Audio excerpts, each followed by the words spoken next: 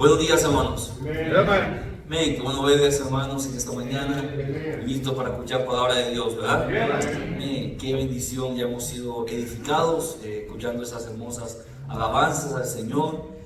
Qué ánimo, hermanos, me debe cantar al Señor de esa forma. Gracias a Dios por eso. Eso me da, gracias, hermano, un esfuerzo también. Gracias, hermanos. Vamos a el libro de Josué. Es un texto que ya nuestro hermano amablemente nos hizo el favor de leer. Pero vamos a ver, son pocos versículos que vamos a ver, solamente son 2 versículos para iniciar.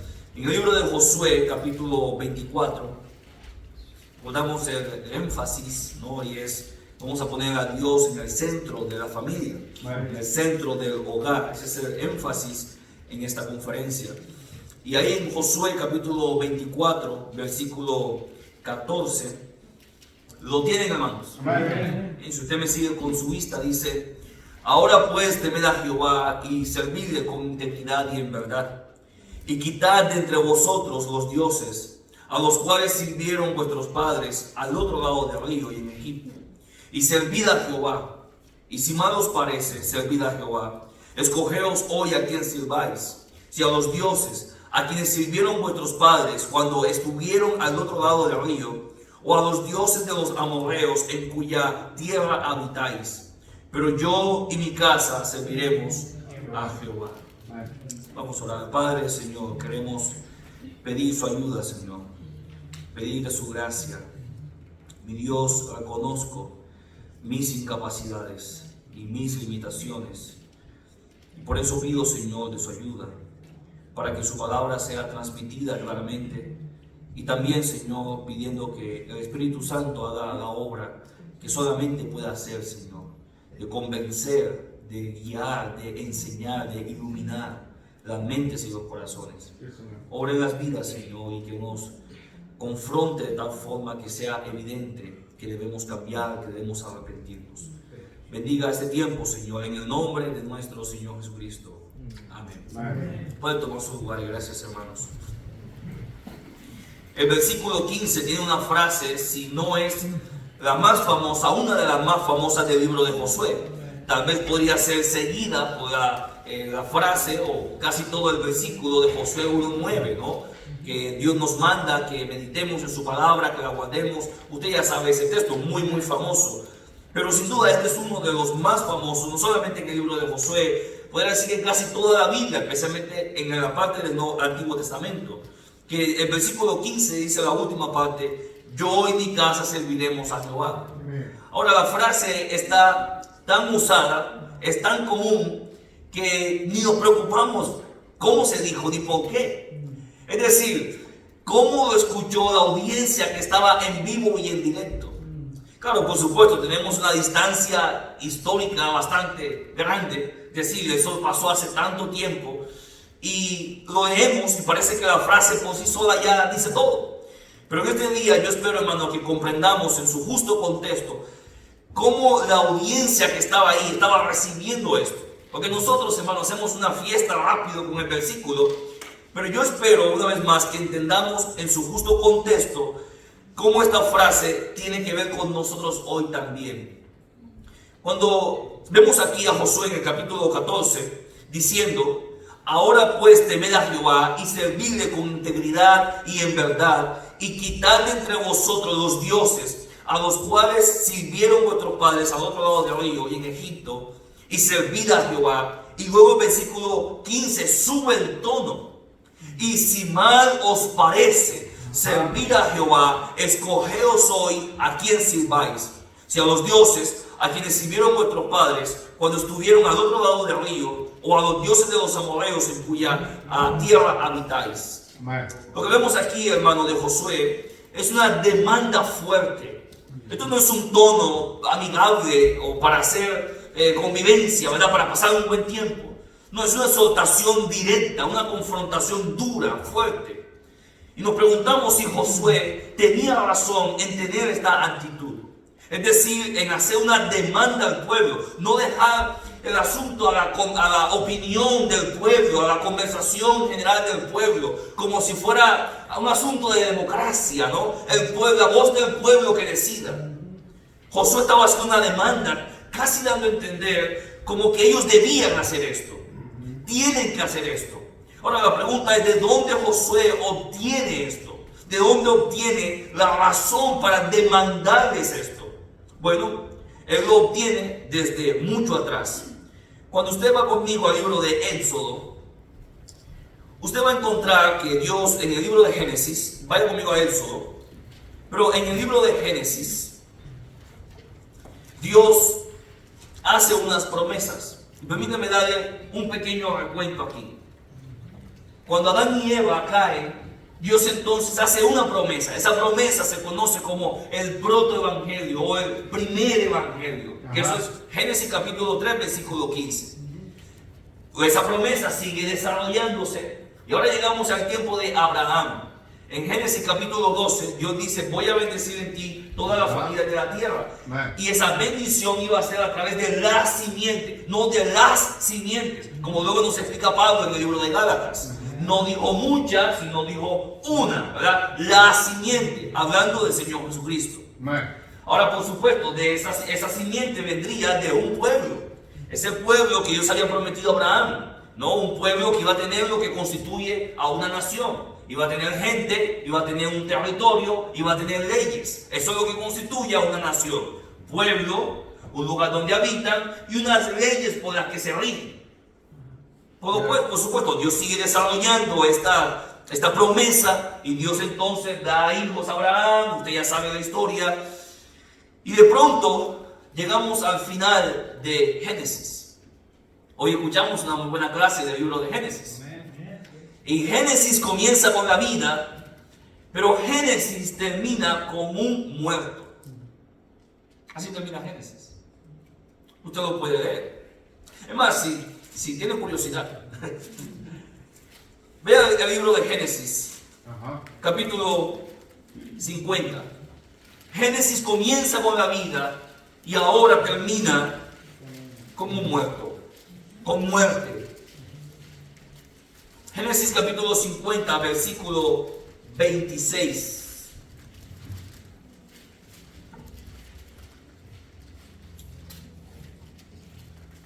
¿Lo tienen, hermanos? Y murió José a la edad de 110 años y lo embalsamaron y fue puesto en un ataúd en Egipto.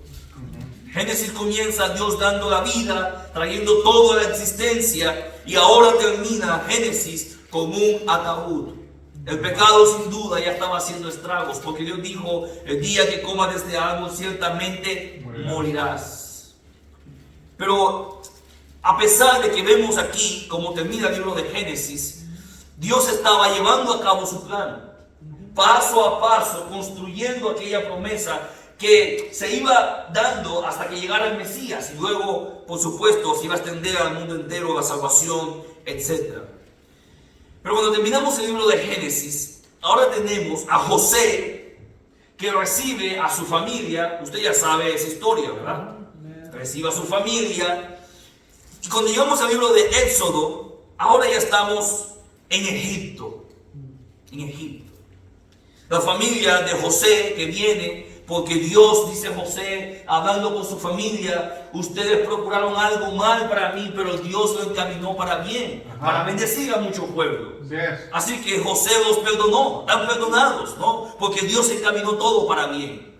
Ese pueblo llegó a Egipto como un pueblo muy bien recibido, con las puertas abiertas, tenían buenos lugares, hasta una buena posición y reputación.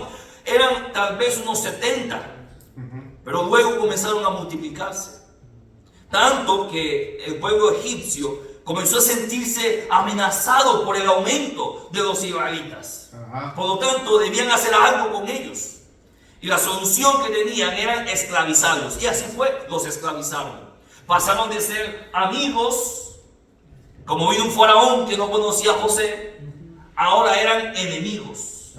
Comenzaron a vivir bajo el yugo. Pero eso no era el propósito final de Dios. Ahora bien, hermanos, todo lo que pasó en Egipto estaba dentro del plan de Dios, pero no era el propósito final de Dios. Dios iba a formar un pueblo que tendría su gente, que tendría su propia tierra y que tendría sus propias leyes. Amen. En Egipto, el pueblo estaba creciendo, floreció el pueblo en cuanto a la gente, pero no tenían su territorio y tampoco tenían sus propias leyes. Ahora cuando llegamos al libro de Éxodo, Dios vuelve a recapitular el propósito inicial. Yo voy a bendecir en la simiente de Abraham toda la familia de la tierra, voy a sacar un pueblo, así que no viene ningún faraón, ningún poder de nación o de grupos de gente que pueda acabar con su pueblo, porque Dios lo prometió. Amen. Cuando llegamos al libro de Éxodo, capítulo 4, versículo 23. Éxodo 4, 23.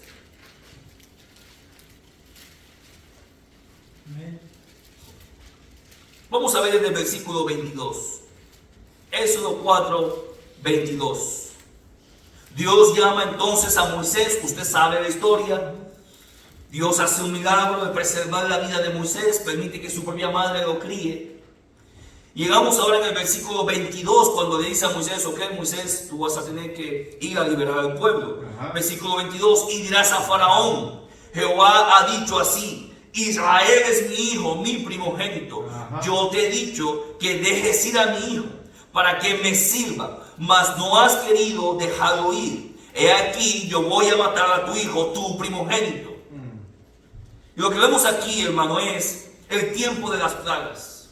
Dios ahora va a utilizar las plagas para enseñarle no solamente a Faraón, sino a todo el pueblo egipcio que estaba con Faraón, quién manda.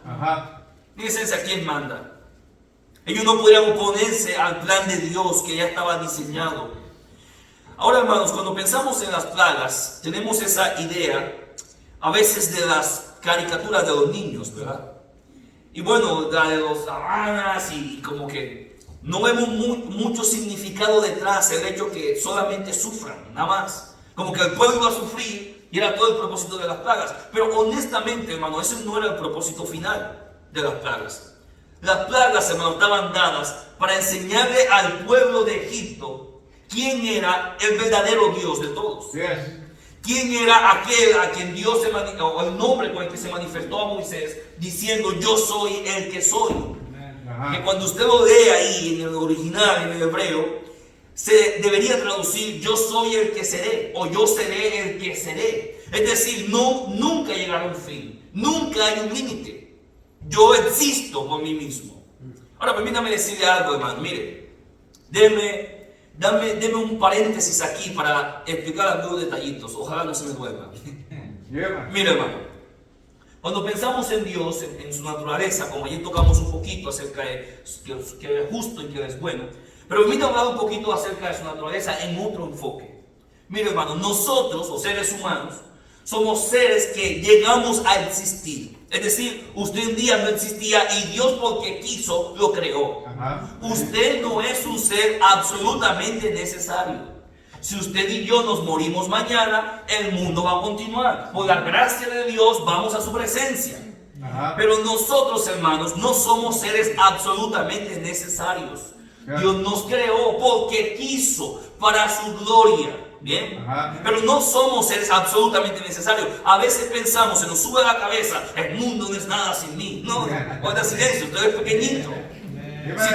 Si Dios hubiese querido no crearte, todavía todo seguiría igual, hermanos. Porque no somos seres absolutamente necesarios. Es decir, no depende de nosotros la existencia del mundo. No depende, hermanos. Somos seres finitos, limitados, chiquitos. Y como nosotros, hay un montonón que ya vivieron y murieron, que están naciendo y van a morir también. El único ser absolutamente necesario es Dios, hermano. Él no tiene principio ni fin. Él es eterno.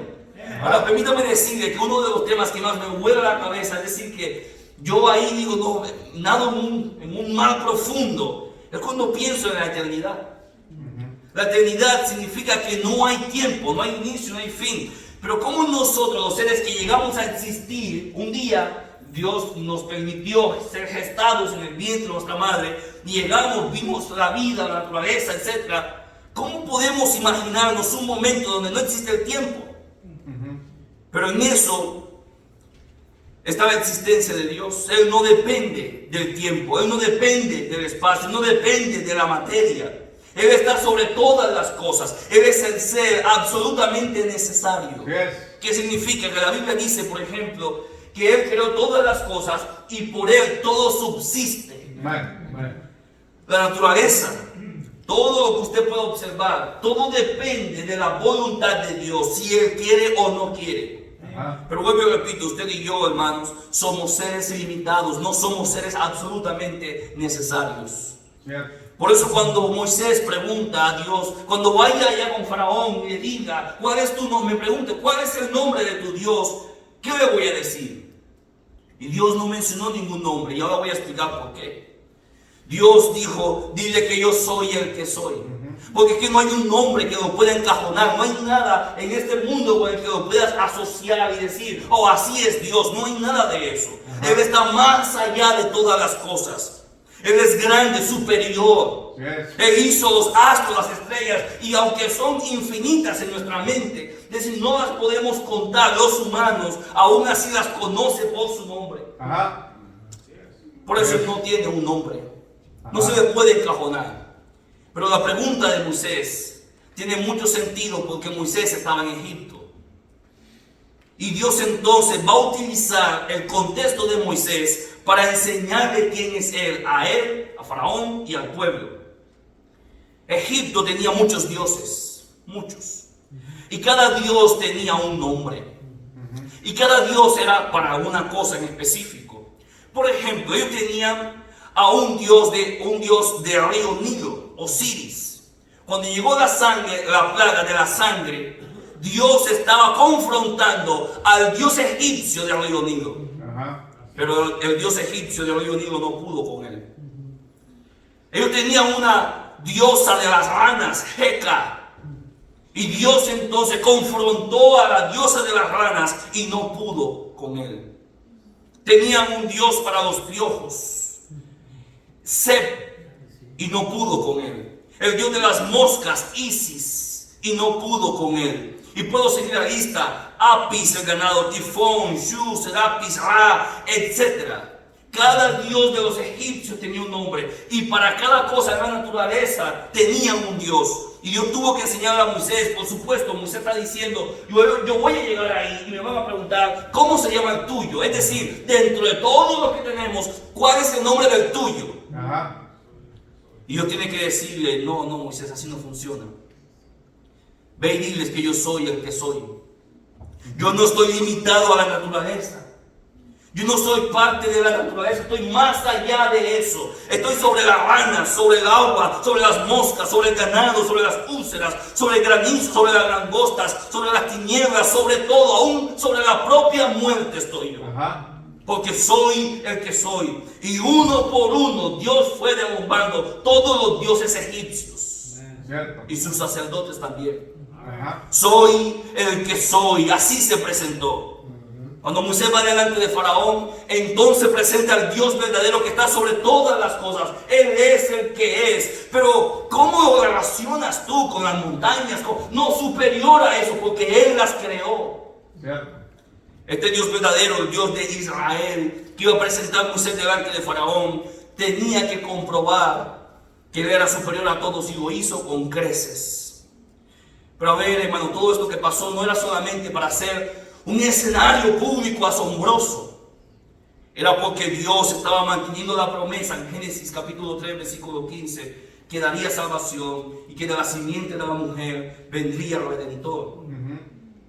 Y ahora aquí el pueblo que se está creciendo, algunos estiman que eran como 2 millones en este momento cuando salen de Egipto. No son poquitos, son bastantes, hermanos. Ajá. Usted puede hacer los conteos con las listas que hay de los censos, y no eran poquitos. Y así que Dios tiene que recordarle a Faraón y al pueblo el propósito por el cual ese pueblo está ahí. Versículo 23 dice: yo te he dicho que dejes ir a mi pueblo para que me sirva. ¿Se fija usted el propósito? Sí es. Deja a mi pueblo para que me sirva. Ese es el propósito. Quiero que mi pueblo me sirva. Veo conmigo ahora el capítulo 7.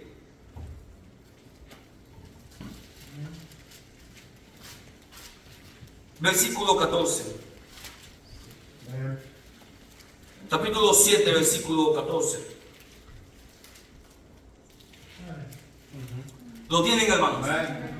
Entonces Jehová dijo a Moisés: el corazón de Faraón está endurecido y no quiere dejar ir a mi pueblo. Ve por la mañana a Faraón, he aquí que él sale al río, y tú ponte a la ribera delante de él, y toma en tu mano la vara que se volvió culebra, y dile: Jehová, el Dios de los hebreos, me ha enviado a ti diciendo: deja ir a mi pueblo. ¿Para qué, hermanos? Para que me sirva en el desierto. Y aquí que hasta ahora no has querido oír. Yo puedo seguir la lista de todas las ocasiones que en medio de las plagas y después de las plagas Dios repite: deja ir a mi pueblo sin separarlo, para que me sirva. El propósito de sacar al pueblo de Egipto no era para hacerlo competencia de Egipto, sino para que sirvieran a Dios. Bien, eso es importante. Por lo tanto, cuando vamos a llegar a Josué, Josué no está diciendo algo nuevo para el pueblo. No, el pueblo está siendo sacado de Egipto y Dios está repitiendo después de cada plaga: deja ir a mi pueblo para que me sirva. Deja ir a mi pueblo para que me sirva. Permítame decirles, hermano, antes de entrar en los detalles del libro de Josué, que servir a Dios es un privilegio. Escuche bien. Servir a Dios es un privilegio, no un derecho. Escuche bien. Servir a Dios es un privilegio, no un derecho. Porque si Dios hubiese querido, nos salva. Dios nos permite ser sus hijos y dice: pero no quiero nada tuyo. Pero el Rey de Gloria permite que nosotros, siendo pecadores, que le fallamos, todavía seamos instrumentos en sus manos. Por lo tanto, hermanos, servir a Dios es un privilegio, no un derecho. No nacemos con ese derecho, es un privilegio que Dios nos da. Y el pueblo de Israel tenía el privilegio de ser sacado de ahí, de servidumbre, de esclavitud, en medio de tantos dioses paganos que habían ahí, para servir al único Dios vivo y verdadero. El pueblo tenía bien claro eso. Si ellos salían de Egipto, ¿para qué era, hermanos? Para servir a Jehová. Recuerden eso, eso es importante. Dios los está sacando para servir a Jehová. Bien, vamos al libro de Josué. Josué, capítulo 24.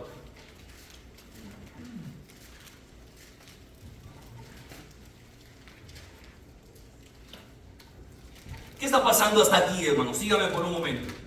Bueno, lo que está pasando hasta aquí es que ahora el pueblo sale al desierto. Dios los libra. Ellos están celebrando el poder de Dios sobre la gran nación o el gran pueblo de Egipto, la potencia mundial de su momento. Y pueden ver sin duda que fue Dios con su mano fuerte. Porque Moisés, cuando Dios le dijo: ve con Faraón, Señor, yo no sé hablar. Dile a mi hermano que me ayude. Ahora, lo interesante es que nunca vemos a Aarón ayudando a Moisés. Nunca lo vemos. Dios usó a Moisés porque dijo Moisés, ¿verdad?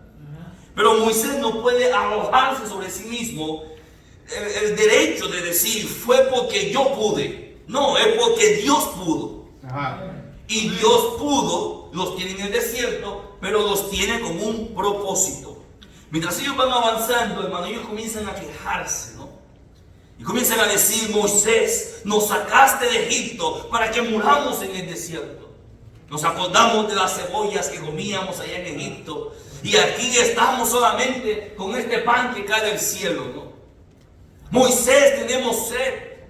Y Moisés entonces procuraba agua: pero Moisés, tenemos más sed. Y aquella ocasión cuando Moisés no aguantó más y: Señor, dale agua a este pueblo, Señor, que pide agua, pero ¿qué forma de pedir? Habla la peña y Moisés le pega a la peña. Yo, hermanos, mientras leo el Pentateuco, más admiro a Moisés. Porque yo pastoreo una iglesia que sobrepasa los 100, no es una mega iglesia. Pero es suficiente.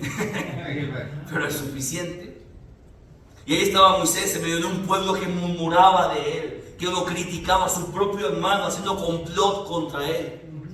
en medio de tantas presiones y el pueblo demandando, exigiendo y todavía diciendo, nos hubiésemos quedado en Egipto. Ajá. Tantito van saliendo y salen de Egipto, pero Egipto no sabe de ellos y ahora hacen un ídolo. Todos ponen prendas, ponen joyas, lo funden y arman y dicen, oh, esto es para el Dios nuestro. Ajá. Entendían en su mente que era la adoración correcta. Egipto tenía que salir del corazón de ellos. Aún lo tenían tan adentro, hermanos. Cierto. Moisés resistiendo, aguantando tanta presión. Y en algunas ocasiones cuando Dios dice a Moisés, voy a destruir al pueblo, a tu pueblo. Y Moisés va delante de Dios, Señor, por favor, no lo hagas. Es más, si lo vas a hacer, mátame también. Ajá. Cierto. Ten misericordia. ¿Qué van a decir los demás pueblos? Que nos sacaste de Egipto para morir en el desierto. ¿Qué van a decir de ti, Señor? Ajá. ¿Verdad? Moisés intercediendo por un pueblo que cuando bajaba hacia el pueblo lo quería era matar. La presión era bastante alta, pero Dios lo ayudó a mantenerse fiel en todo el camino. Y una de las cosas que más me impacta a mí llegando al libro de Deuteronomio, esa repetición de la ley, ¿no? Que como se llama el libro, se repite, se recuerda la ley. Y ahí está Moisés un poco antes de entrar a la tierra prometida. Moisés no entró. Por ahí está Moisés y le dice, ustedes son rebeldes y contumaces desde el día que os conozco. Y comienza a repetir la ley, a repetir. Cuidado con entrar allá y dar esos capítulos de bendición y de maldición. Cuidado con lo que escoges, cuidado con lo que haces. Ajá. Y luego entonces Dios toma a Moisés y le dice, ven Moisés, acompáñame. Si ves ahí la tierra prometida, te voy a permitir que la veas, pero no vas a entrar. Yo cada vez que llego a ese último capítulo de Deuteronomio, de verdad tengo que hacer una pausa y guardar un poquito de silencio, hermano. Ese mismo Moisés que ve en todo el Éxodo, en todo el Pentateuco, y ahora está frente a frente a lo tan esperado, y Dios dice, me fallaste, Moisés. Ajá. No vas a entrar. Cierto. Qué tremendo, ¿no? Tú no vas a entrar. El pueblo va a entrar, pero tú no vas a entrar. Ahora Moisés muere. Pero Moisés repitió el propósito de Dios en el libro de Éxodo constantemente. Dios nos sacó para servirle, no para servir a los dioses paganos. Pero el pueblo, una vez más, tenía un corazón tan idólatra que en cualquier momentito buscaban otro dios pagano. Ajá. Tenía Dios que confrontarlos, que ayudarlos a que realmente fueran su pueblo, que le sirvieran a Él, pero el corazón era idólatra por completo. Y Moisés enfrentándolos, recordándoles, repitiendo la ley otra vez y otra vez y otra vez. Dios entonces establece el tabernáculo para que el pueblo sepa que el Dios verdadero, el creador de todas las cosas, está en medio de ellos. Por supuesto, no necesita un lugar físico para habitar, porque Él es espíritu. Pero Él quería enseñar a su pueblo que Él estaba ahí en medio de ellos y que era santo, completamente santo. Amén. Es más, hermano, cuando llegamos al libro de Levíticos, usted se da cuenta que Dios establece todas las leyes ceremoniales. Y el tema del libro de Levítico es un Dios santo demanda santidad. Y Dios demandaba santidad en todas las cosas, en lo que comían, en cómo se vestían, en cada detalle. No podían entrar todos al tabernáculo. Había unos que entraban, unos que no podían, podías morir. Algunas cosas no se podían tocar por ciertas personas, porque todo era santo. No solamente Dios era santo, los utensilios eran santos, esa ropa era santa, todo era separado para Jehová. Yo tenía una vez más que establecer en sus mentes, ustedes están sirviendo al Dios verdadero, no a los dioses egipcios. Yes. Y pone ahí en medio de todas las tribus el tabernáculo que tenía que armarse y desarmarse por 40 años en el desierto. Ajá. Él cuidó de ellos, pero el trabajo era intenso, porque esa primera generación estaba acostumbrada al politeísmo, a la idolatría. Ajá. Y esa primera generación murió. Cuando llegamos aquí ya Moisés no está. Estamos en el libro de Josué. Así que ya se ha terminado el libro de Deuteronomio, ya Ya terminamos el Pentateuco. Ahora aquí tenemos el libro de Josué, el seguidor o el sucesor, perdón, de Moisés. Ya se terminó todo. Y aquí, lo que estamos leyendo, hermanos, escuchen bien aquí. Lo que estamos leyendo aquí son las últimas palabras de vida de Josué. Ajá. Eso es lo último. Yo le pregunto, si usted sabe que va a morir mañana, ¿qué es lo último que diría? Cierto. ¿Qué es lo último? Seguramente lo pensaría muy bien. Porque sus palabras van a quedar, son las que más se van a recordar. Usted puede decir muchas cosas, pero eso último que dijo va a quedar en la memoria de mucha gente. Así que seguramente cuidaríamos cada cosa que diríamos. Y aquí está Josué, quien vio a Moisés directamente en todo el proceso. Luego cuando entran para ver la tierra y aquellos espías, entonces, usted sabe lo que hacen, ¿verdad? Se atemorizan. Pero Josué y Caleb dijeron, podemos tumbarlos, podemos derribarlos. Sí es. No solamente Moisés conocía al pueblo, también Josué conocía al pueblo. No como el que los estaba guiando, pero como parte del pueblo lo conocía. Y estaba como en esa bisagra, ¿no?, entre Moisés y el pueblo. Y ahora aquí siendo el líder del pueblo, teniendo las últimas palabras para decir. Bueno, así termina. Capítulo 24 de Josué, versículo 14. Ya están del otro lado del río. Ya están ahí. Ellos son los que van a heredar la tierra. Ya están disfrutando la bendición de muchos que murieron en el desierto. Ya fueron sobreadvertidos por Moisés. Y ahí están. Moisés dice, ustedes van a tomar casas que no edificaron, van a cosechar de cosas que no sembraron. Cuidado de olvidarse de Dios cuando vean las uvas grandes, ¿no? Y ahí consuman la miel y la leche y todo el ganado. Cuidado de olvidarse de Dios. Porque son idólatras de corazón. Ajá. ¿Verdad? Versículo 14 dice ahora Josué delante del pueblo. Recuerde usted, Josué, ya están sus últimos. Se para delante del mismo pueblo. Y ahora usted ya entiende por qué Josué usa el tono que utiliza. Porque no era para menos. Josué no está inventando una nueva teología, unas nuevas normas. Está recordando lo que ya saben. Sí es. Ahora pues, temed a Jehová. ¿Y qué cosa es el versículo 14, hermanos? Esta palabra servir en estos dos versículos se va a mencionar mucho. Pero no es porque Josué nació a hacerlo. Josué está recordando el propósito por el cual Dios los sacó de Egipto. Amén. Ahora pues temed a Jehová y servirle con integridad y en verdad, no doblemente, no por un momento. Versículo 14. ¿Cómo se hace eso? Mire conmigo, segunda parte. Y quitad de entre vosotros los dioses a los cuales sirvieron vuestros padres al otro lado del río y en Egipto. Es decir, hermano, todavía la generación pasada que venía en el desierto, que fue muriendo en el desierto, traían sus dioses de Egipto y los iban adquiriendo en el camino. Ah, este también me gusta, aquí está. Ah, este pueblo tiene este Dios, también lo voy a tomar. Ajá. Y Josué tiene que decir, si en verdad van a cumplir con el propósito de Dios por el cual nos trajo aquí donde estamos hoy, deben quitar los dioses paganos. Porque nuestros padres no sirvieron a Jehová como Jehová quería. Nuestros padres sirvieron a esos dioses y se postraron. Ajá. Quiten eso de medio. Cierto. Última parte del versículo dice, y servir a Jehová. Se fija del énfasis. Josué, hermano, sí aprendió la lección. Varias veces se ha utilizado la palabra servir en un solo versículo. Versículo 15 dice, y si mal os parece, porque sí, a algunos les parecía mal.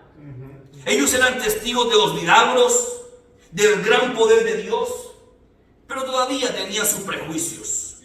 Y si mal os parece, ¿qué palabra sigue, hermanos? Servir a Jehová. Servir a Jehová. Si eso les parece malo, si en su mente eso no es bueno, escogeos hoy a quien sirváis. Siguiente vez que se utiliza la palabra. Escojan a quién van a servir. Si a los dioses a quienes sirvieron vuestros padres cuando estuvieron al otro lado del río, o a los dioses de los amorreos en cuya tierra habitáis. Es decir, ustedes van a escoger los dioses de Egipto, los que adquirieron en el camino o los que están aquí porque son bien capaces de hacerlo. Ajá. Ustedes deben escoger, es lo que propone Josué. Es decir, hermanos, aquí no hay tintas medias. Aquí José no estaba jugando a ver, ¿tú qué piensas? ¿Qué piensas tú? Ay, vamos a hacer una reunión aquí y la mayoría decida. José estaba confrontando al pueblo una decisión radical. Tú debes escoger servir a Jehová o vete al mundo. Ajá. No hay de otra. Sí es. Permítame decirle, hermano, para ir aplicando un poquito, que muchas veces, hermanos, tenemos la tendencia de convertir el evangelio, la palabra del Señor o la iglesia en algo del pueblo, como si la voz del pueblo decidiera al final lo que es bueno y lo que es malo. Ajá. Y la gente considera que lo que se debe predicar debe ser más suave, más considerado, no tan tajante. Y por eso el día de hoy no se predica ni del infierno, ni del pecado, ni absolutamente nada que a la gente la haga sentir un poco incómoda. Cierto. Porque la gente va a decir entonces, pues mejor me voy de la iglesia. Ajá. El momento, hermano, de decirle al mundo y a la misma iglesia que si malos parece servir a Jehová, váyanse al mundo y se acabó. Cierto. Porque no estamos en la iglesia para contentar a la gente que no quiere servir a Dios, sino que es idólatra en su corazón. Cierto. Las iglesias no existen, hermanos, para promover lo que la gente piensa, sino para decir, teme a Jehová, apártate de mal y haz el bien. Como dice la Escritura. Por lo tanto, esa actitud del neoevangelicalismo, de las iglesias nuevas, de tenemos que tener gente, porque ese es el propósito final. No, el propósito final es la gloria de Dios, hermanos. Que Dios sea exaltado, que la gente se arrepienta de sus pecados. Ese es el propósito final. Que conozcan a Cristo como nuestro Señor y Salvador. No estamos aquí para ser amigos de todos. Estamos aquí para predicar el Evangelio. Esto mismo tenía que hacer Josué. Confrontar a un pueblo que bien no quería hacer las cosas. Ajá. Y Josué tiene que decirle, si ustedes no quieren, entonces váyanse al mundo. Váyanse al mundo. Sí es. Y pastor, ¿qué pasa si me voy de la iglesia? La iglesia no sería nada sin mí. Inténtalo. Algunos piensan, hermanos, vuelvo y repito, por la idea equivocada que tienen de Dios, que pueden amenazar a Dios. Cierto. No serían nada sin mí.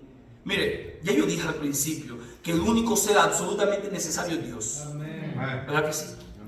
No es que no nos importan, hermanos, las personas, nos importan las personas. Pero el pensamiento de las personas, cuando se revela en contra de Dios, tenemos que quedarnos con quien tiene la razón. Y quien tiene la razón es Dios, hermanos. Por lo tanto, cuando alguien se opone a Dios y dice, a ver si puedes sin mí, porque estoy escogiendo los ídolos de mi pasado, y si tantito me hace sentir mal, me voy de la iglesia. Es un buen momento para decirle, escoge a quién vas a servir. Ajá. Si te vas al mundo a servir a tus dioses paganos, o vas a servir a Jehová. El cristianismo hoy debe ser confrontativo. ¿Por qué? Porque parece que hay muchas voces levantándose con autoridad. Ajá. Pero la autoridad de Dios es superior siempre. En medio, hermano, de la gente, un mundo como hoy, donde la gente siente que tiene la libertad de escoger todo, ¿verdad? Porque con dinero se compra todo, parece. En un mundo así tenemos que confrontar y decir, si quieres servir a Jehová, eres bienvenido. Y si quieres ir en contra de Jehová, atente a las consecuencias. Ajá. Pero no podemos minimizar la verdad. Ahora bien, hermano Josué, él dice en el versículo 15, la última parte donde vamos a estar más, dice, pero yo, ¿y qué, hermanos? Y mi casa serviremos a Jehová. Cuando Josué dice esto, yo y mi casa serviremos a Jehová, ¿usted escucha en algún punto una discusión familiar? A ver, mijitos, ¿ustedes quieren ir a la iglesia ahora? Ajá. Como muchos padres, ay, pastor, es que mi niño no tenía ganas de levantarse. Significa entonces que un niño inmaduro puede decidir la vida espiritual de la familia. Cierto. Eso significa. Ay, pastor, es que usted sabe cómo son los jóvenes, pastor. Mi adolescente que tengo en la casa no quería, pastor. Significa entonces que un joven malcriado, inmaduro, entiende lo que es importante para el hogar más que usted, que es el papá y la mamá. Cierto. Josué dijo, yo y mi casa serviremos a Jehová. Algunos se dicen, esto gramaticalmente no es correcto. Yo y mi casa. Pues primero sí es correcto, lo que pasa es que no es común, pero sí es correcto. Pero aunque no fuera correcto gramaticalmente, es correcto en el texto. ¿Sabe por qué? Porque aquí no es un asunto gramatical de quién va primero. Así es un asunto de liderazgo. Amén. Yo primero y luego mi casa. Ahora, cuando pensamos aquí en Josué, yo y mi casa, tenemos que también considerar no solamente que Josué está pensando en su esposa y sus hijos, sino también en sus criados, en los siervos que trabajan para él. Todo lo que él tenía era su casa, porque este tiempo es el tiempo de patriarcas. Así que él tiene esa idea, todo lo que tengo aquí bajo mi autoridad, todo va a ser dedicado para el Señor. Yo y mi casa serviremos a Jehová. En nuestros días, hermanos, escuchamos muchos hombres en muchos hogares diciendo tantas cosas como estas. Dicen, yo en mi casa compraremos unos mejores autos. Yo en mi casa tendremos unas muy buenas vacaciones. Yo en mi casa tendremos unos mejores trabajos. Yo en mi casa no tendremos nunca necesidades. Yo en mi casa ganaremos muchos títulos académicos. Pero nunca dicen, yo en mi casa serviremos a Jehová. No es una decisión, es una opción. A mí me hace pensar primeramente en los varones de las casas. Si usted decide, hasta ahora nos levantamos porque hay que cambiar, porque hay que acomodar las cosas. Si usted puede decidir esas cosas, la pregunta es, ¿no puede usted animar, influenciar su familia para decir, yo en mi casa serviremos a Jehová? Entonces no es una opción en mi casa. Cierto. Yo sé que yo soy pastor, hermano, alguien podría decir, claro que usted es pastor, pero mire, hermanos, en mi casa no se pregunta si vamos a la iglesia. Aún antes de ser pastor. Y dice, pastor, no le creo. Pues aquí está mi esposa sentada. Sí, yo predico del 100%, 95% delante de mi esposa. En mi casa no se discute eso, hermanos. Mi esposa ama al Señor y ella también quiere servir al Señor. Eso es una bendición, ¿verdad? Pero en nuestra casa eso no se discute. Y vuelvo y repito, yo no siempre he sido pastor, hermanos. ¿Por qué? Porque debe haber una decisión del corazón. Ahora, lo que estoy diciendo para muchos es malo. O sea, pastor, que usted lo impone. Usted dice, así va a ser y punto. No en ese tono, porque no hay necesidad. Gracias a Dios, usted tiene su familia aquí en la iglesia, no debería haber necesidad de llegar a ese punto, ¿verdad que no? No hay necesidad de imponerlo. Pero podemos ponerlo de otra forma. Debe haber alguien en la casa que entienda qué es correcto y qué no es correcto. Yo le pregunto, cuando usted dice a sus hijos, usted va a la escuela y punto, ¿lo está imponiendo? Aleluya. ¿Sí o no? Sí, usted lo está imponiendo. ¿Pero por qué lo está imponiendo? Porque usted considera que eso es bueno. ¿Verdad que sí? Correcto. Y el niño, que debería dormir más, lo levanta bien temprano, sufriendo para levantarse, y usted lo manda a la escuela como quiera. Me duele la panza, que se te quite la escuela, que en la casa va a ser igual, ¿sí o no? Y tenemos autoridad para decirlo. Pero claro, cuando decimos este tipo de cosas, en mi casa vamos a la iglesia y servimos a Jehová. Ay, pastor, tiene que dar la posibilidad, toda la opción. ¿Por qué? Cierto. ¿Por qué? ¿A quién queremos agradar, hermanos? Cierto, man. Ahí está su joven que ya no quiere ir a la escuela. A lo mejor no quiere ir a trabajar, ya tiene cierta edad. Y usted dice, no, tú tienes que trabajar, mijo. ¿Por qué? Porque es lo que necesitas para tu vida, mijo. O ve a la universidad. Pero en mi casa no hay vagos, en mi casa trabajas, estudias. ¿Eso está bien? Sí, eso está bien, correcto. ¿Y por qué está mal decir, nos levantamos hasta ahora todos para la iglesia? Dígame por qué. ¿No será que para Dios tenemos opciones y para nuestras cosas tenemos deberes? Cierto. Yo en mi casa serviremos a Jehová. Es una determinación del hogar. Queridos hermanos, miren, los pastores que estamos aquí pastoreamos la iglesia, pero usted es la cabeza de su hogar. Y si usted llega tarde a la iglesia, si usted no se compromete con el Señor en su casa, si no toma decisiones espirituales, entonces es un problema de la cabeza del hogar. Cierto. Porque el pastor no puede ser la cabeza de su hogar. ¿Se entiende, hermanos? Amén. El pastorea su hogar, pero usted es la cabeza de ese hogar. De una determinación en la casa. Yo y mi casa serviremos a Jehová. Ahora bien, hermanos, después de escuchar esto, ahí está el pueblo. ¿Quiénes son los que están escuchando? los que tienen sus diosesitos guardados por ahí. Ajá. Por eso vuelvo y repito, a veces cuando leemos este texto, nada más nos quedamos con la frase y la tomamos y la ponemos en otro contexto. Pero a ver, hermanos, el pueblo que está escuchando no está romantizando esto. Porque el pueblo que está escuchando sabe muy bien que le está señalando directamente. Ustedes escojan qué van a hacer. Váyanse con los dioses o sirvan a Jehová, pero escojan algo. Ajá.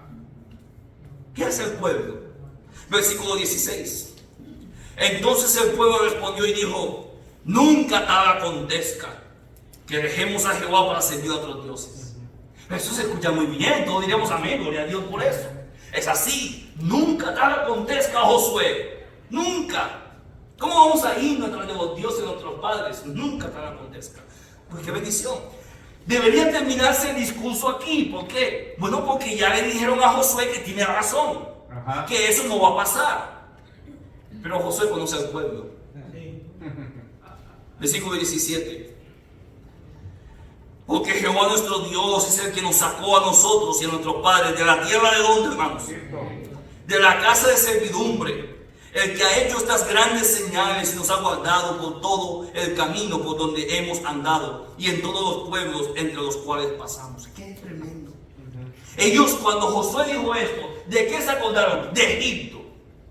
Y cuando se acuerdan de Egipto, se acuerdan que Dios los sacó de ahí con un propósito, que les sirvan. Ajá. O sea, que no eran ignorantes del tema. Versículo 18. Y Jehová arrojó de delante de nosotros a todos los pueblos y al amorreo que habitaba en la tierra. Nosotros pues también, ¿qué dice, hermanos? Serviremos a Jehová, porque Él es nuestro Dios. ¿Se dan cuenta que ellos sí entienden lo que Josué está diciendo? Ajá. Hasta dan argumentos. Dios nos sacó de ahí, ¿para qué? Para que sirvamos a Jehová. ¡Qué bendición! El pueblo está entendiendo, pero Josué conoce al pueblo. Todos hasta aquí diríamos amén. ¡Qué tremendo pueblo tenemos aquí! Gloria a Dios, seguimos para adelante. Versículo 19, mira la respuesta de Josué. Entonces Josué dijo al pueblo: no podréis servir a Jehová. Josué, entonces nos ponemos de acuerdo porque dijiste que le sirven y ahora dice no podréis servir a Jehová. Porque Él es Dios, ¿qué, hermanos? Santo. ¿Y qué más? Dios celoso. No sufrirá vuestras rebeliones y vuestros pecados. El pueblo dice: sí, Josué, serviremos a Jehová porque Él nos rescató de Egipto y recordamos las obras que hizo, quitó los pueblos delante de nosotros. ¿A quién más podremos servir? Y dice Josué: yo no creo que ustedes puedan. No creo eso. ¿Saben por qué? Porque Dios es santo y ustedes no. Porque Dios es celoso. Y si ustedes están tomando esto como lo han tomado vuestros padres también, un día sí y un día no, ahora porque la luna amaneció de cierta forma, ahora sí, y después porque llovió, ahora no, Dios no perdonará esto. Ajá. Dios no está jugando. Él es santo y es celoso. A ver, pero el pueblo ya dijo que sí. Pero vuelvo y repito, Josué conoce toda la historia. Ese puede ser un sí emocional y Josué los confronta para que no sea meramente la emoción, debe ser genuino, una convicción verdadera. Yes. Están diciendo que van a servir no a los dioses egipcios, sino al Dios verdadero. ¿Y saben quién es Él? Santo y celoso. Ajá. Versículo 20. Si dejareis a Jehová y sirviereis a dioses ajenos, Él se volverá y os hará mal. Y os consumirá después que os ha hecho bien. Miren, hermanos, algunas veces tenemos la tendencia de intentar disculpar a Dios por lo que dice. Pero no estamos para eso. El versículo dice: os hará mal, significa eso, se acabó, ya no hay más nada ahí. Van a recibir las consecuencias de su pecado, se acabó. Yes. Porque no puede recibir bien producto del pecado. Nadie peca con éxito. No es que Dios está actuando mal, no. Aquí la palabra mal se refiere a las consecuencias del pecado. Ajá. Dios hará mal, es decir, Dios traerá las consecuencias que se merecen y los consumirá. Y después de que os haya hecho bien. Así que el pueblo está diciendo: sí, Josué, serviremos a Jehová. Y Josué dice: bueno, antes de que te emociones mucho, déjame decirte lo siguiente. ¿Sabes lo que implica tu decisión? Que no puedes jugar con Dios. Así es. Amen. Porque Dios no te va a tomar como un juego a ti.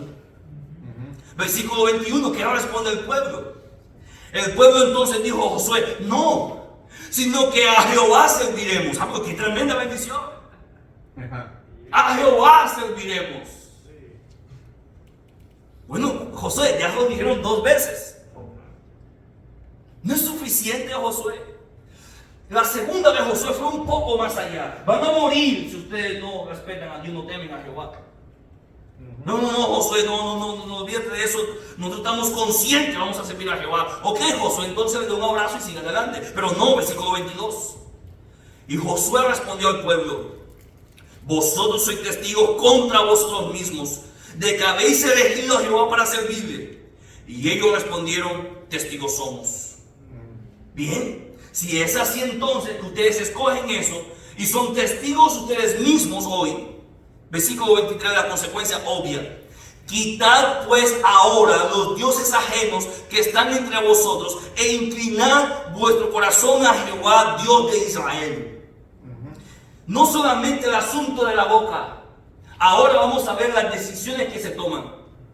¿Quieren servir a Jehová? Ok, vamos a limpiar estos dioses. Versículo 24. Y el pueblo respondió a Josué: a Jehová nuestro Dios, ¿qué, hermanos? Serviremos. Y a su voz, ¿qué, hermanos? Obedeceremos. Entonces Josué hizo pacto con el pueblo el mismo día y les dio estatutos y leyes en Siquem. Y escribió Josué estas palabras en el libro de la ley de Dios, y tomando una gran piedra la levantó allí debajo de la encina que estaba junto al santuario de Jehová.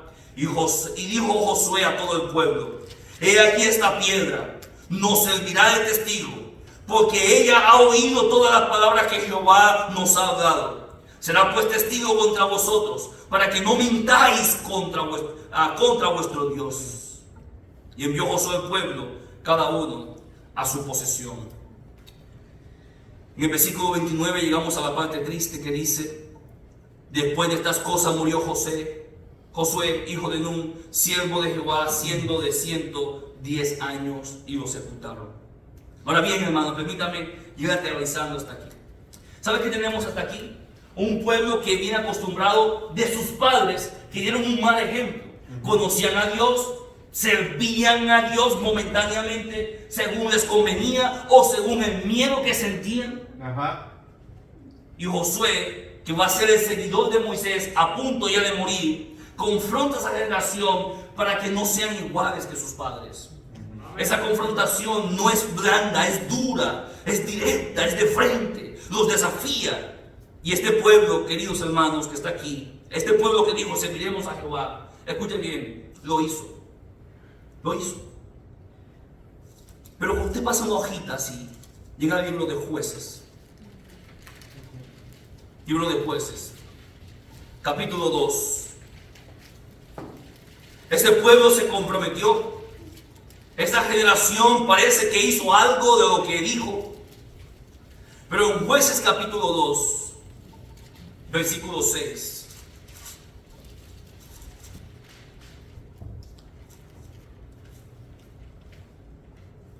¿Lo tienen, hermanos? Amén. Porque ya Josué había despedido al pueblo y a los hijos de Israel, y los hijos de Israel se habían ido cada uno a su heredad para poseerla. ¿Se recuerdan? Así como terminó en Josué. Y el pueblo había servido a Jehová todo el tiempo de Josué. O sea que sí lo hicieron, ¿verdad? Amén. Ellos se comprometieron, hicieron un pacto. Y el tiempo entre ese discurso y la muerte de Josué, el pueblo sirvió a Jehová de verdad, de corazón. Versículo 7. Y todo el tiempo de los ancianos que sobrevivieron a Josué, los cuales habían visto todas las grandes obras de Jehová que él había hecho por Israel. Pero murió Josué, hijo de Nun, siervo de Jehová, siendo de 110 años, y lo sepultaron en su heredad en ese lugar, Timnat-Serah, en el monte de Efraín, al norte de Gaz. Y toda aquella generación también fue unida a sus padres. Es decir, estaba Josué, la gente que confrontó a Josué, que dijeron: serviremos a Jehová, también murió esa generación. Versículo 10, segunda parte. Y se levantó después de ellos otra generación que no conocía a quién, hermanos. A Jehová. ni la obra que él había hecho por Israel. Después los hijos de Israel hicieron ¿qué cosa, hermanos? Lo malo delante de Jehová, y sirvieron ¿a quién, hermanos? A Baales. Dejaron a Jehová, el Dios de sus padres, que los había sacado de la tierra de Egipto, y se fueron tras otros dioses, los dioses de los pueblos que estaban en sus alrededores, a los cuales adoraron y provocaron a ira a Jehová, y dejaron a Jehová y adoraron a Baal y a Astarot. El pueblo, hermanos, se entregó a la adoración pagana. Llegó una generación que no conocía a Jehová. Versículo 14. Y se encendió contra Israel el furor de Jehová, el cual los entregó en manos de robadores que los despojaron, y los vendió en manos de sus enemigos de alrededor. Y no pudieron ya hacer frente a sus enemigos. Por donde quiera que salían, la mano de Jehová estaba contra ellos para mal. ¿Se acuerda de eso? Ajá. Como Jehová había dicho, ¿se acuerda de eso? Y como Jehová se lo había jurado, y tuvieron gran aflicción. ¿Sabe qué sucede aquí, hermanos? Que el libro de Jueces es: el pueblo peca contra Dios, se va con dioses paganos, ídolos, le adoran, el pueblo entonces sufre las consecuencias, piden a Dios, Dios manda a un libertador que le llamamos un juez. Ese juez Dios lo utiliza, liberta al pueblo, el pueblo agradece a Dios, después otra vez busca un Dios pagano, sufren las consecuencias, otra vez los llevan al cautiverio, Dios levanta a alguien más porque claman a Dios, los liberta, dan gracias a Dios, es un círculo vicioso. Eso es el libro de Jueces. Pero ¿dónde empezó todo eso? En una generación que no conocía a Jehová. Hermanos, aquí podemos ver con claridad que después de que sobrevivieron a que murieron esos hombres que estaban con Josué, ellos tuvieron hijos. Y esos hijos, hermanos, no conocían a Jehová. ¿Qué pasó? Parece que esos hombres que estaban ahí delante de José, que dijeron: a Jehová serviremos porque nos sacó de Egipto, porque nos libró de los pueblos. Esos hombres que sabían eso, parece que no se preocuparon de enseñarlo a la siguiente generación. Fueron negligentes. Sirvieron a Jehová, sí, pero solamente ellos. Esa generación, hermanos, fue totalmente destruida. Miren, hermanos, algunos han dicho más o menos esto así. Dicen, no es que pasen todos los casos, ¿verdad? Pero dicen que por lo general, cuando alguien se convierte a Cristo, es el primero en la familia, se entrega al Señor con un fuego tremendo. Y pasa lo que llamamos nosotros como el primer amor. ¿Se ha escuchado usted, verdad? El primer amor.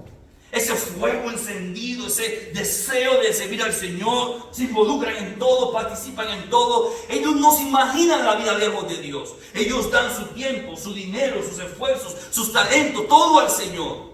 Luego entonces hay una generación con ellos ahí, a la que enseñan, a la que instruyen. Y dicen a sus hijos: mira, amigo, ¿sabes qué? Yo estaba en el mundo y el Señor me sacó de ahí. El hijo no sabe eso. Él creció en la iglesia.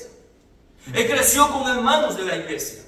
En los campamentos, actividades, salidas, retiros, conferencias. En medio de todo eso él creció. Así que el papá dice: mira, amigo, no sabes de lo que Dios me sacó. Yo digo: bueno, pues qué bueno, porque yo no sé. Es muy probable que esa generación continúe en los caminos del Señor. Es muy probable.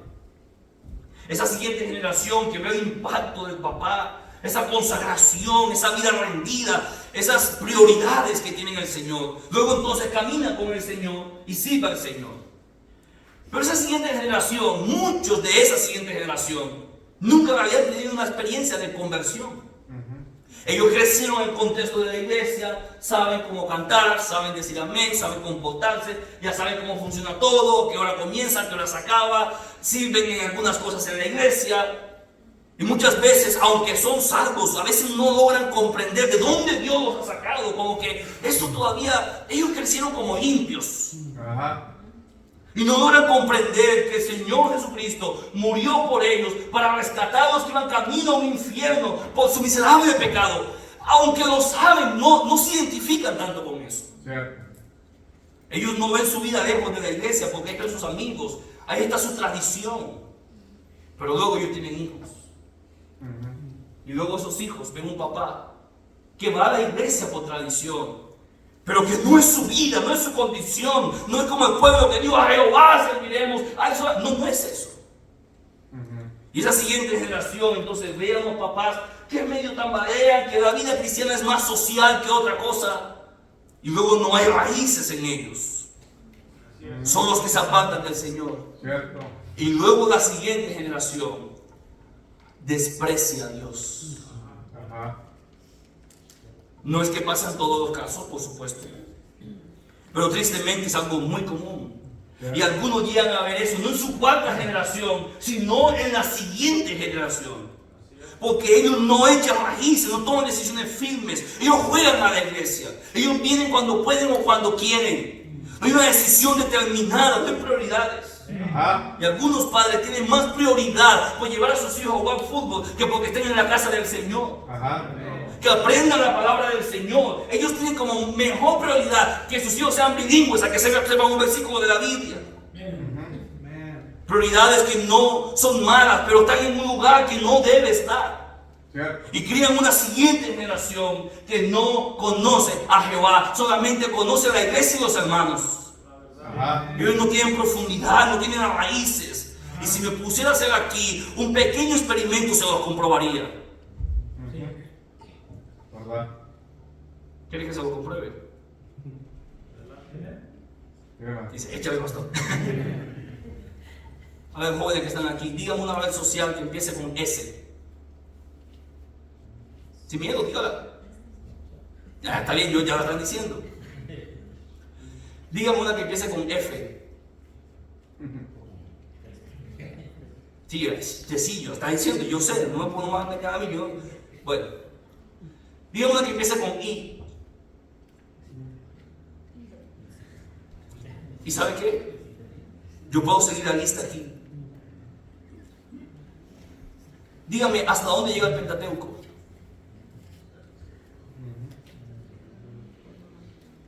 ¿En cuántas partes se divide el Antiguo Testamento? ¿Qué es el tribunal de Cristo? ¿Cuántos salmos hay? No estoy preguntando nada difícil, es sencillo. Ajá. Es bien sencillo. Cierto. ¿Cuántos libros de la Biblia ha leído en este año? Libros completos de la Biblia. Y puedo seguir la lista. Y estoy diciendo cosas muy sencillas. ¿Sabe qué significa? Que no hay profundidad, no hay raíz. Hay costumbres. Es momento de detenernos y decir, ¿qué vas a hacer? Cierto. ¿Qué vas a hacer? Ajá. ¿No quieres servir a Jehová? Bueno, vete con los ídolos y lleva las consecuencias. Pero si vas a servir a Jehová, Él no es un juego. Él es santo y Dios celoso. Amén. ¿Se entiende, hermanos? Amén. Él es santo y Dios celoso. Amén. Una generación que no conoce a Jehová son aquellos después que son cristianos nada más culturales. Ellos dicen que son cristianos, que su papá fue pastor, que su tío fue pastor.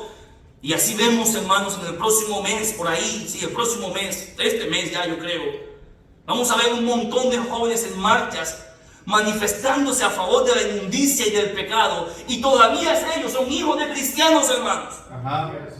Cierto. Que muchos de los que nos encontramos en las calles, jóvenes que han nacido aquí, tienen un gran testimonio de su pasado. Oh, mi papá, mi abuelo, mi bisabuelo fue presidente de un seminario. ¿Cuánto escucho eso, hermano, yo aquí en este país? Ajá. O era un predicador, o mi tío fue misionero. Tanto escuchamos eso por la bendición que este país tiene de predicar tanto el evangelio por tantos años. Pero esa generación que hoy está en las calles promoviendo perversidades es una generación de familias cristianas, hermanos, que se olvidaron de Jehová, que tomaron a Dios como un relajo nada más, Ajá. como un juego, como una opción, Cierto. algo para discutir y planificar, a ver si todos estamos de acuerdo. Hombres que no priorizan la vida espiritual, que prefieren o se esfuerzan para llegar al trabajo a las 5 de la mañana, pero a la iglesia a la mitad del servicio. Dígame, ¿dónde están las prioridades? ¿Se entiende, hermanos? Ajá. Debe haber un llamado a confrontación directa, porque nuestras familias no van a ser familias temerosas de Dios por arte de magia, hermanos.